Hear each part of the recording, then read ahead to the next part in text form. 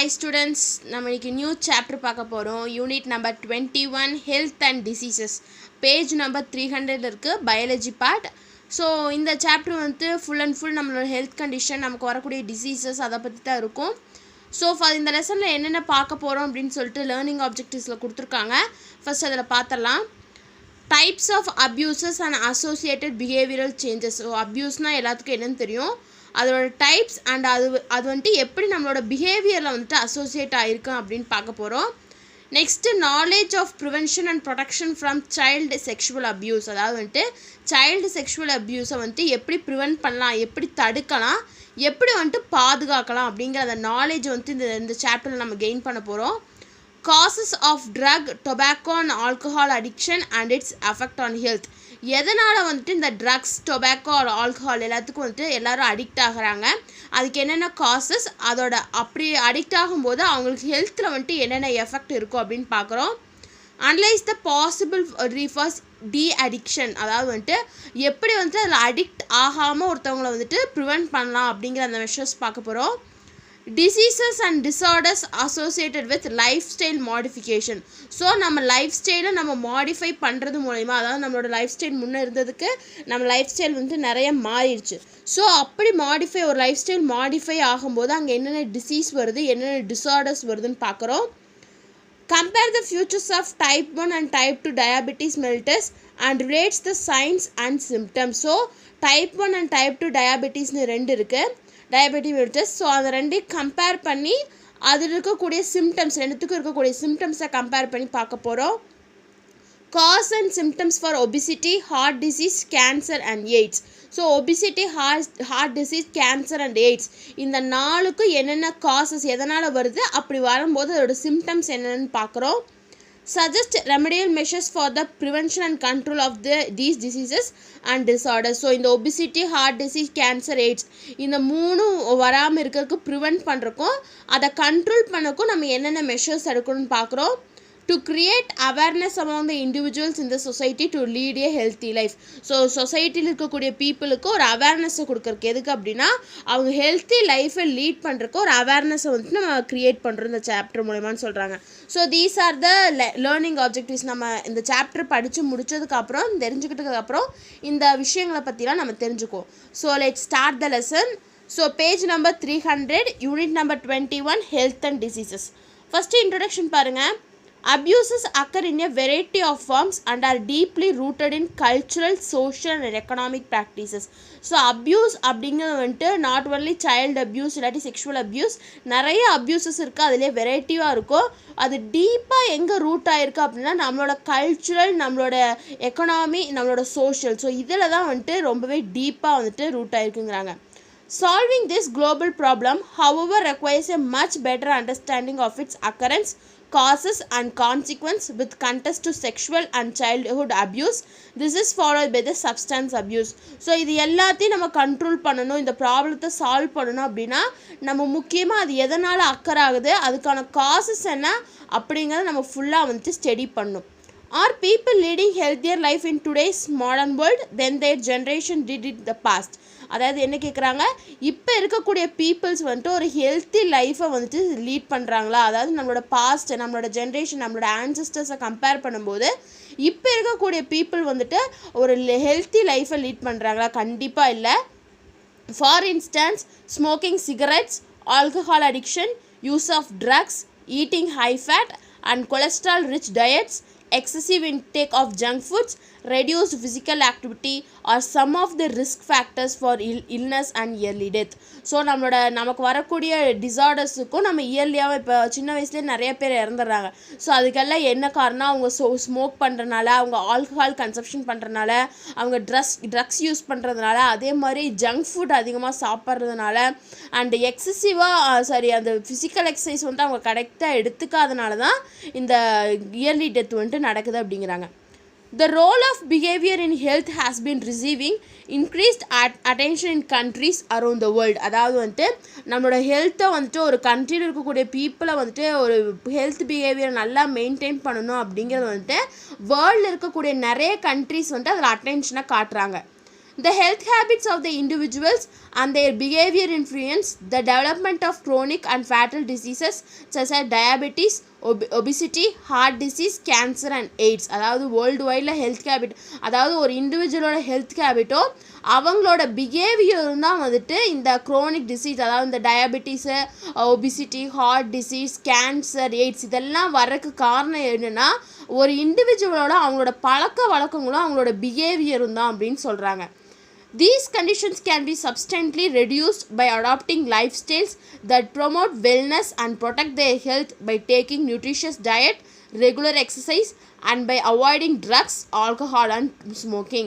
So இதை நம்ம எப்படி ரெடியூஸ் பண்ணலாம், இந்த கண்டிஷனை வந்து நம்ம எப்படி ரெடியூஸ் பண்ணலாம் அப்படின்னா வந்துட்டு அதுக்கேற்ற மாதிரி நம்ம லைஃப் ஸ்டைலை மாற்றிக்கணும். ஸோ அந்த டிசீஸ்க்கு ஏற்ற மாதிரி நம்மளோட லைஃப் ஸ்டைல், அந்த டிசீஸ்லேருந்து நம்ம மீண்டு வரணும் அப்படின்னா அதுக்கு எந்த லைஃப் ஸ்டைல் ஹெல்ப் பண்ணுமோ அந்த லைஃப் ஸ்டைலை நம்ம சேஞ்ச் பண்ணிக்கணும். லைஃப் ஸ்டைலை சேஞ்ச் பண்ணுறதா என்ன, நம்ம எடுத்துக்கூடிய ஃபுட்டை சேஞ்ச் பண்ணணும், நம்மளோட ஃபிசிக்கல் எக்ஸசைஸ் சேஞ்ச் பண்ணணும், ரொம்ப நேரத்துக்கு உட்காந்துட்டு இருக்கக்கூடாது, நிறைய ஃபிசிக்கல் எக்ஸசைஸ்லாம் பண்ணணும் அப்படிங்கிற மாதிரி அதுக்கேற்ற மாதிரி நம்ம லைஃப் ஸ்டைலை மாடிஃபை பண்ணிக்கணும் அப்படிங்கிறாங்க. ஸோ இதை இன்ட்ரடக்ஷனில் சொல்லியிருக்காங்க. ஸோ இன்றைக்கி கிளாஸில் நம்ம என்ன பார்க்க போகிறோம் அப்படின்னா வந்துட்டு abuse and its types. So அப்யூஸ்னால் என்ன, அதோட டைப்ஸ் என்ன, அதை எப்படி வந்துட்டு ப்ரிவென்ட் பண்ணலாம், ஸோ அந்த அப்யூஸ் இது பண்ணுறதுக்கு என்னென்ன ஹெல்ப்லைன்ஸ்லாம் இருக்குதுன்னு சொல்லிட்டு இன்றைக்கி கிளாஸில் பார்க்க போகிறோம். ஸோ பேஜ் நம்பர் 300லேயே தான் இருக்குது. Abuse and types of abuse. Abuse refers to cruel, violent, harmful or injurious treatment of another human being. Abuse அப்படிங்கிற என்னென்னா ரொம்ப கொடூரமான, வயலண்ட்டான, ஒரு ஹார்ம்ஃபுல், வலியை தரக்கூடிய ஒரு இன்ஜூரியஸ் ட்ரீட்மெண்ட் ஒரு ஹியூமன் வந்துட்டு இன்னொரு ஹியூமனுக்கு பண்ணுறது அப்படிங்கிறாங்க. It includes physical, emotional, psychological, verbal, child and sexual abuses. So இதில் இந்த அப்யூசஸில் என்ன வரும், ஃபிசிக்கலாகவும் இருக்கலாம், அதாவது வந்துட்டு நம்ம உடம்பு ரீதியாகவும் இருக்கலாம், நம்ம எமோஷ்னல் அதாவது மன ரீதியாகவும் இருக்கலாம், அதே மாதிரி சைக்கலாஜிக்கல், வேர்பல், சைல்டு. ஸோ இது எல்லாமே வந்துட்டு இந்த அப்யூசஸ் கீழே தான் வரும், include ஆகுங்கிறாங்க. Abuses can occur within the family or with people who are not associated with the family. So இந்த அப்யூஸ் அப்படிங்கிறது வந்துட்டு ஃபேமிலி மெம்பர்ஸ், நம்ம ஃபேமிலியில் இருக்கக்கூடிய மெம்பர்ஸ்னாலே நடக்கலாம், இல்லாட்டி நமக்கும் இன்னொருத்தவங்களுக்கும் சம்மந்தமே இருக்காது, நம்ம ஃபேமிலிக்கும் இன்னொருத்தவங்களுக்கும் சம்மந்தமே இருக்காது, அவங்கனால கூட இது நடக்கலாம் அப்படின்னு சொல்கிறாங்க.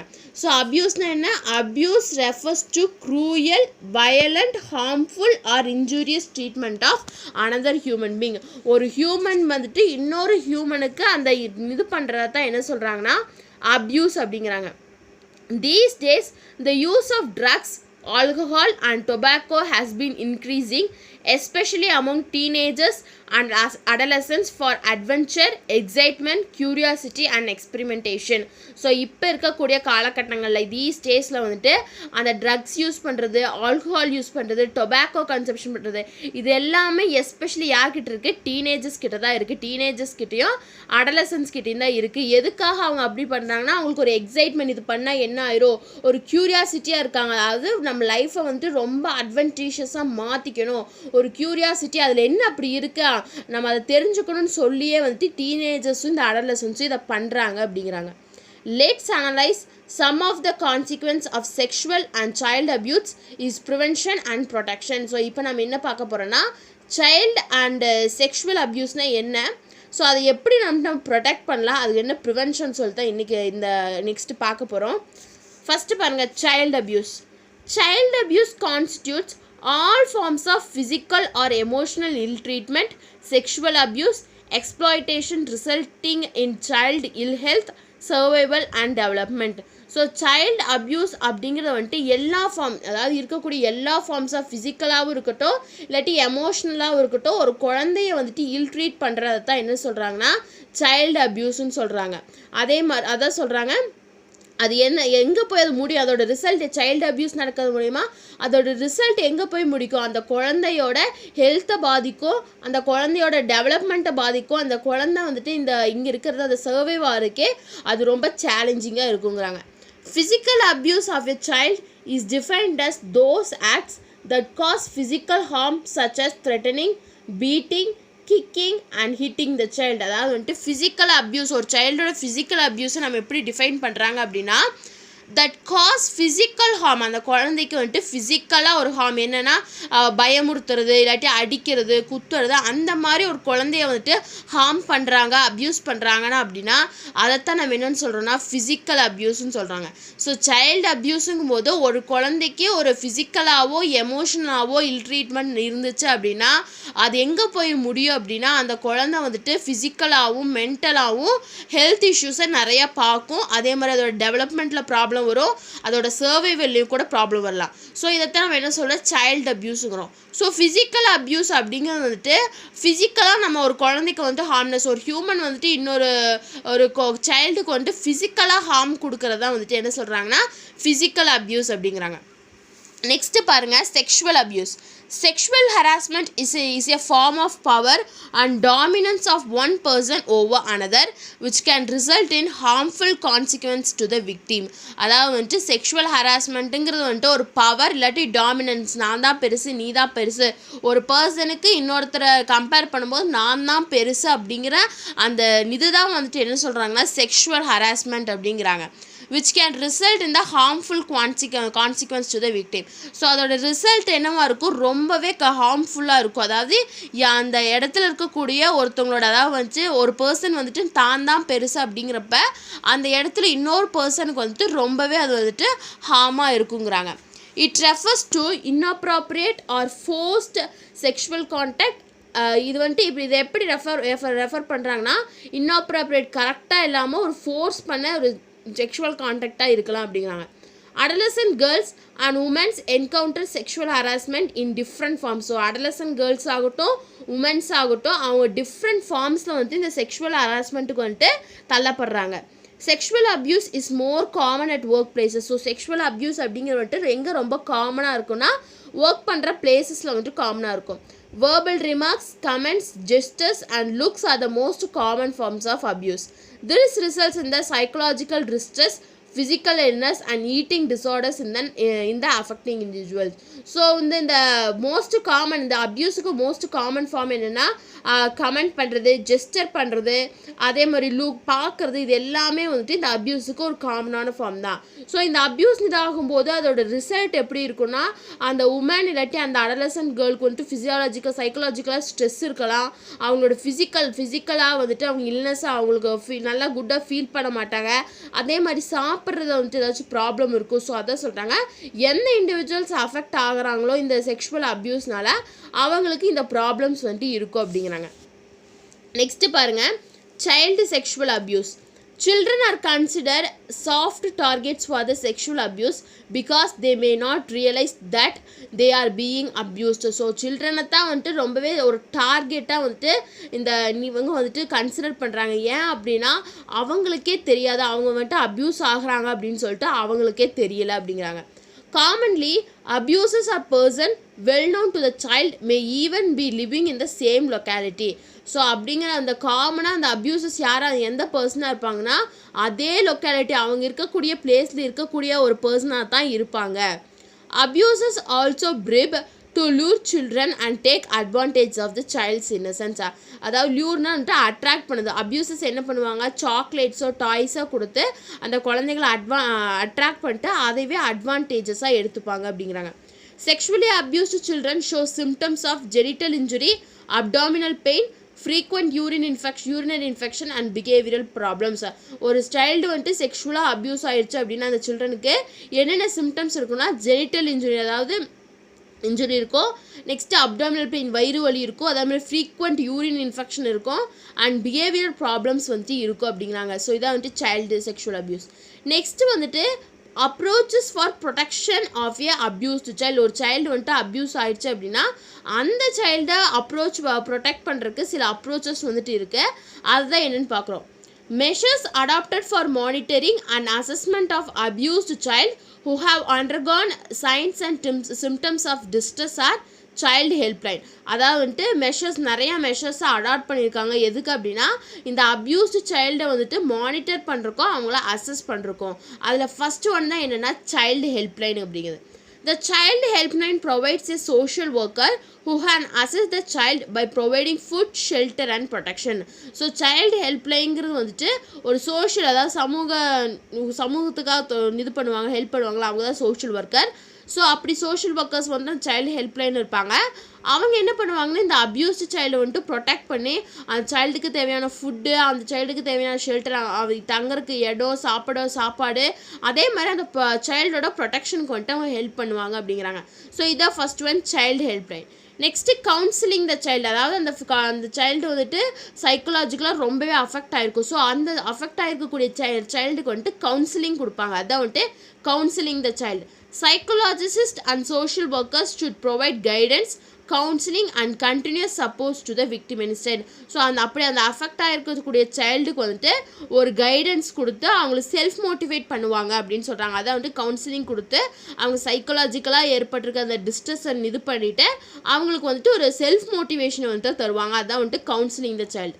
நெக்ஸ்ட்டு ஃபேமிலி சப்போர்ட் பார்க்கும்போது the victimised child should be supported by the family members. So அப்படி அஃபெக்ட் ஆகிருக்கக்கூடிய சைல்டை வந்துட்டு ஃபேமிலி மெம்பர்ஸ் எப்பவுமே சப்போர்ட் தான் பண்ணணும். They should be provided with proper care and attention to overcome their sufferings. So வந்துட்டு அவங்க என்ன ப்ரொவைட் பண்ணணும்னா ஒரு ப்ராப்பரான கேர், அந்த அஃபெக்ட் ஆன சைல்டுக்கு வந்துட்டு ஒரு ப்ராப்பரான கேரையும் அந்த ப்ராப்ளத்துலேருந்து அந்த சில்ட்ரன் வந்துட்டு ஓவர் கம் பண்ணி வரக்கான எல்லா மெஷர்ஸையும் வந்துட்டு இந்த ஃபேமிலி மெம்பர்ஸ் வந்துட்டு கொடுக்கணும் அப்படிங்கிறாங்க. நெக்ஸ்ட்டு மெடிக்கல் கேர் பாருங்கள். A child victim of sexual offences should receive medical care and treatment from the healthcare professionals to overcome mental stress and depression. Medical கேருங்கும் போது அந்த அஃபெக்ட் ஆகிருக்கூடிய சைல்டு, அதாவது அஃபெக்ட் ஆகிருக்க சைல்டு வந்துட்டு மெடிக்கல் கேர், அந்த குழந்தைக்கு வந்துட்டு ரொம்பவே அவசியம் மெடிக்கல் கேரும் ட்ரீட்மெண்ட்டும் வேணும். ஸோ எதுக்கு அப்படின்னா அந்த மென்டல் ஸ்ட்ரெஸ்ஸையும் டிப்ரெஷனையும் ஓவர் கம் பண்ணி வரக்கு அப்படிங்கிறாங்க. ஸோ அப்ரோச்சஸ் சைல்டு, ஒரு அப்யூஸ்டு சைல்டை எப்படி நம்ம ப்ரொடெக்ட் பண்ணுறதுக்கு நிறைய வேஸ் இருக்குது. First one is child helpline, next counselling the child, third one is family support, fourth one is medical care. Next பாருங்கள் legal council. The family or the guardian of the child victim shall be entitled to free assistance of legal counsel for such offense. So legal கவுன்சிலுங்கும் போது அந்த affected சில்ட்ரனோட family மெம்பர்ஸோ இல்லாட்டி அந்த குழந்தையோட கார்டியனோ வந்துட்டு அந்த இதுக்கு எகெயின்ஸ்டாக வந்துட்டு லீகலாக அவங்களால மூவ் பண்ணணும் அப்படிங்கிறாங்க. நெக்ஸ்ட்டு ரீஹேபிட்டலேஷன்னா மறுவாழ்வுன்னு சொல்லுவாங்களே தான்.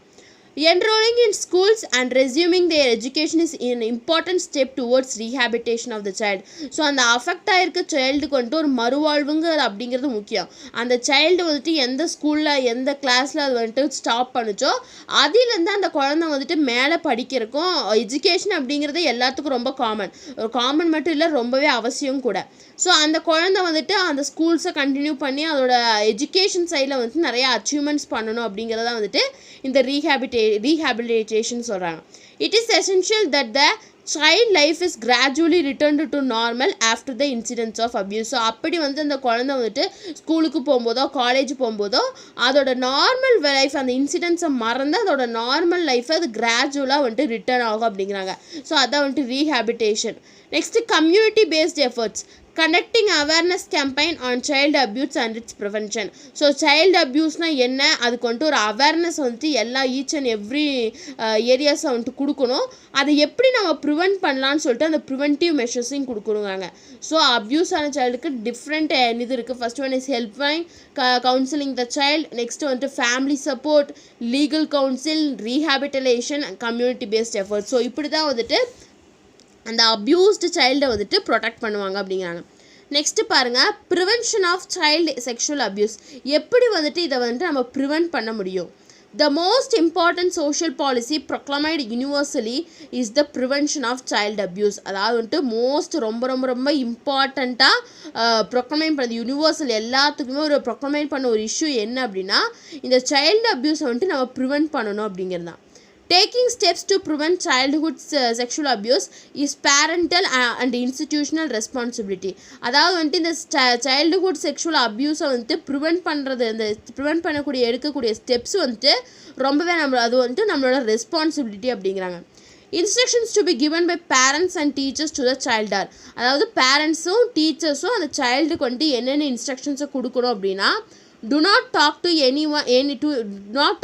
any suspected person or strangers and to maintain a distance. அதாவது அந்த குழந்தைகிட்ட நீ யாருக்கிட்டையும் தெரியாதவங்க கிட்ட பேசக்கூடாது, அப்படி பேசும்போது தள்ளி நின்று தான் பேசணும் அப்படிங்கிறது.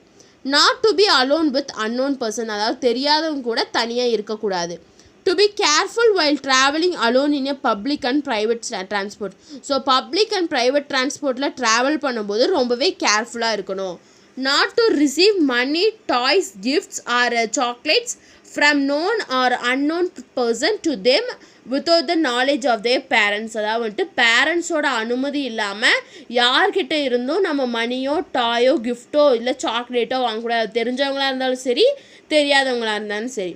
Not to allow known or unknown person to touch them. So தெரிஞ்சவங்களாக இருந்தாலும் சரி தெரியாதவங்களாக இருந்தாலும் சரி டச் பண்ண விடக்கூடாது அப்படிங்க. ஸோ இந்த ஸ்டெப்ஸ், இந்த ஃபாலோயிங் பாயிண்ட்ஸ் எல்லாமே டீச்சர்ஸும் பேரண்ட்ஸும் ஒரு குழந்தைகிட்ட சொல்லணும் அப்படிங்கிறாங்க. It is the responsibility of every individual living in a society to ensure a safe and protected environment for our children, to enable them to live with the dignity and free from any form of violence. So இது வந்துட்டு நம்மளோட each and every இண்டிவிஜுவலோட responsibility. எதுக்கு அப்படின்னா ஒரு சொசைட்டியில் இருக்கக்கூடிய ஒரு குழந்தைய வந்துட்டு சேஃபாகவும் அதை ப்ரொடெக்ட் பண்ணி ஒரு ப்ரொடெக்டட் என்விரான்மெண்ட்டில் கொண்டு வரணும் அப்படிங்கிறது வந்துட்டு ஈச் அண்ட் எவ்ரி ரெஸ்பான்சிபிலிட்டி அப்படின்னு சொல்கிறாங்க. ஒரு சிட்டிசனாக நம்மளோட ரெஸ்பான்சிபிலிட்டின்னு சொல்கிறாங்க. ஸோ இன்றைக்கி கிளாஸை வந்து நம்ம இதோட ஸ்டாப் பண்ணலாம். ஸோ இன்றைக்கி கிளாஸில் வந்துட்டு 21 சாப்டர் ஹெல்த் அண்ட் டிசீசஸ் அந்த சாப்டரில் வந்துட்டு அப்யூஸ்னால் என்ன, அதில் இருக்கக்கூடிய டைப்ஸ் என்ன, அதை எப்படி நம்ம வந்துட்டு ப்ரிவெண்ட் பண்ணலாம், எப்படி ப்ரொடெக்ட் பண்ணலான்னு சொல்லி பார்த்தோம். ஸோ நெக்ஸ்ட் கிளாஸில் நம்ம என்ன பார்க்கலாம்னா ட்ரக், ஆல்கஹால் அண்ட் டொபாக்கோ அப்யூசஸ்னால் என்னன்னு சொல்லிட்டு நெக்ஸ்ட் கிளாஸில் பார்ப்போம். ஸோ உங்களுக்கு இந்த கிளாஸில் ஏதாச்சும் டவுட் இருந்தால் கமெண்ட் பண்ணுங்கள். இந்த வீடியோ கிளாஸ் பிடிச்சிருந்தால் லைக் பண்ணுங்கள், ஷேர் பண்ணுங்கள், சப்ஸ்கிரைப் பண்ணுங்கள். தேங்க்யூ.